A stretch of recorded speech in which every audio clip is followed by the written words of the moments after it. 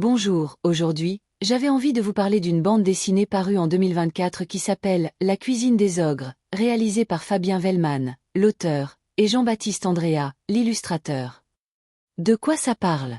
C'est l'histoire d'orphelins d'un village de Savoie et tout particulièrement d'une frêle orpheline que l'on appelle Blanchette, à cause de ses cheveux qui sont devenus tout blancs du jour au lendemain après la mort de sa mère. Quasiment tous ces pauvres enfants qui ne mangent pas tous les jours à leur faim, sont au courant d'un endroit qu'on appelle la dent du chat, et se racontent des histoires pour se faire peur à ce propos.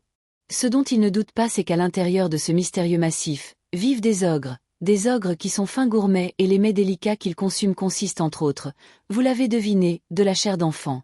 Et celui qui se charge de capturer cet ingrédient raffiné n'est autre qu'un croque-mitaine nommé Grince-Matin.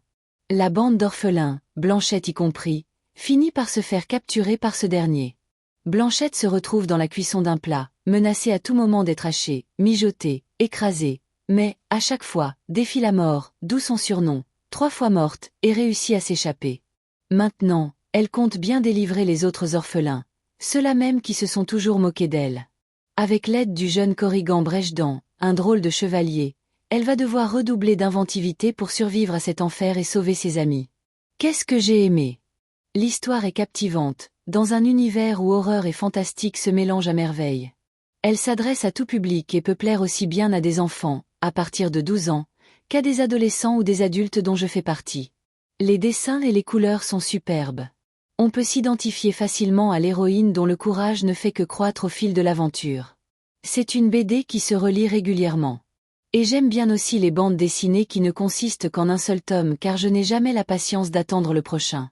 Qu'est-ce que je n'ai pas aimé? Franchement, j'ai tout aimé, du scénario au graphisme. C'est pratiquement parfait. Un moment de détente et d'évasion absolue. Est-ce que je le recommanderais? Un gros oui.